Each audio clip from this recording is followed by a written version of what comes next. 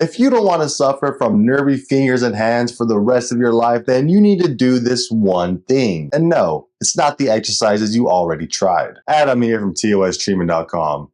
Now, the reason why you have nervy fingers and hands in the first place is thanks to tight muscles in the front of the body that's creating compression on your nerves and blood vessels, resulting in those tingly fingers and hands. So instead of trying to exercise the weaker muscles on the other side of the body, which makes no sense, and I'll get to that later, you instead need to massage out these three areas, with the first one being the neck muscles. Now, your neck region is the first area that your blood vessels and nerves are going to come out of the spine and into the shoulder, resulting in an easy area to get compressed. And sadly, muscles like the SCM and the scalene here, they can easily get tight and compressed thanks to things like having forward head posture, or being on your phone looking down all day, or even just driving and working on a computer.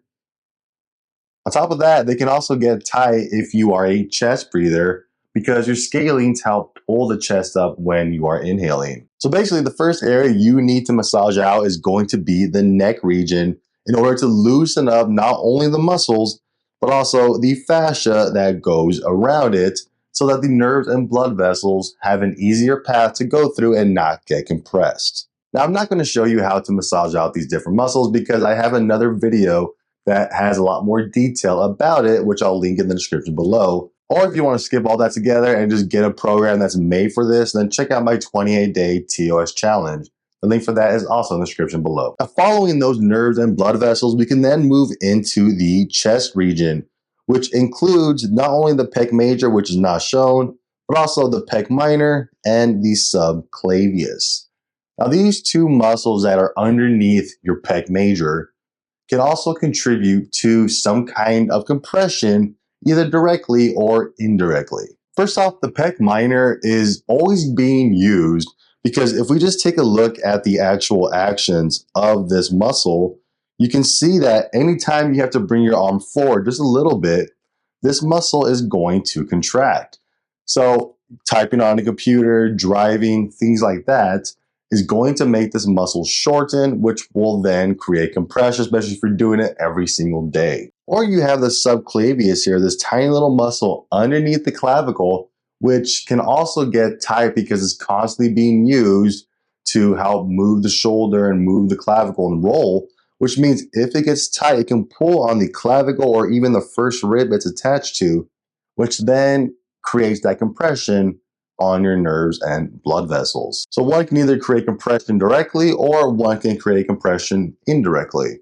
But there's actually a third one, and that requires us to see the pec major. Now, the pec major actually houses trigger points, and trigger points in the pec major actually recreate TOS-like pain down the fingers and down the hand, which means if you have trigger points in the pec major, anywhere in the region mostly, then it can actually recreate that TOS-like pain, making you think that your nerves and blood vessels are getting compressed. And the way it does that is through the fascia system once again. When you have compression in one of these fascia lines, it's going to pull on the rest of these lines. And in this situation, it is the front arm line or the or the deep front arm line that's getting pulled and tight, which then creates tension all the way down into the hand, resulting in pain. Now, there's actually one more muscle that most people tend to ignore, and that is going to be in the shoulder muscle, the coracobrachialis. This is a shoulder muscle that's mostly located in the bicep. But again, just like the pec minor and all that, every time you bring your arm up, this muscle is going to contract, as you can see by not that one, but this motion right here. Every time that motion contracts, that muscle turns on and activates, and that results in that muscle constantly getting tight. It doesn't need to reach all the way up in order for it to get short. And the moment you start to bring your arm up, it is going to contract regardless. This is how it ends up getting short and tight, and again, creating some kind of compression on all of those nerves and blood vessels that run right behind it.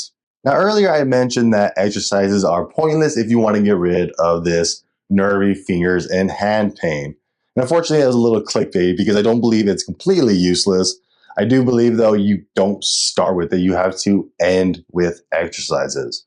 And here's why. When we take a look at the pec minor, for example, we can see that the pec minor attaches to the scapula, which also attaches to your rhomboids, one of the main muscles you are told to strengthen when you have something like thoracic outlet syndrome or these nervy fingers and hand pain, right? So the question is, why are you strengthening these muscles to begin with? When a muscle contracts, we can see it right here. When a muscle is going to contract, the fibers shorten. They get closer together, as you can see here, when the muscle becomes highlighted. Well, the idea of strengthening the back muscles, the rhomboids, in order to help fight off your TOS is essentially that, to fight it off, not to get rid of it. Because when this pec minor gets short and tight, the scapula will move with it. It gets pulled forward with it. And what ends up happening when the scapula gets pulled? The rhomboids get stretched out and they become weak. So the whole reason for you to strengthen your rhomboids here is to pull the scapula back, which will then help stretch out that pec minor. Well, the problem here is that pec minor has been shortened and tight for years and years and years. Okay, you've been doing this your whole life. And chances are you probably never got a massage there or released it. And because of this, there's going to be a lot of trigger points, a lot of fascia restrictions in those muscles, which makes it almost impossible for this one weak muscle to pull on that scapula and pull on that pec minor, making it lengthen. Or at least it's going to take about 3 to 6 months for you to actually feel any sort of results. Another way to think about it is every single day you are using those muscles in the front of the body, regardless of what you do. But you're only strengthening these muscles for 2 to 3 minutes a day, maybe 10 minutes a day when you do your workouts. So you have to think about it so you have to think of it like this. You have to release self-massage, these tight muscles in the front of the body before you strengthen those muscles in the back. Release the knots in the front, and then that scapula is easier to move, which allows the rhomboids to get stronger faster and get stronger contractions. By doing it in this order, you're going to be able to get rid of that pain not only faster, but you're going to be able to keep it away for much longer. And again, if you want to learn how to do all this step by step, then make sure to check out my 28-day TOS challenge. Link for that is in the description below.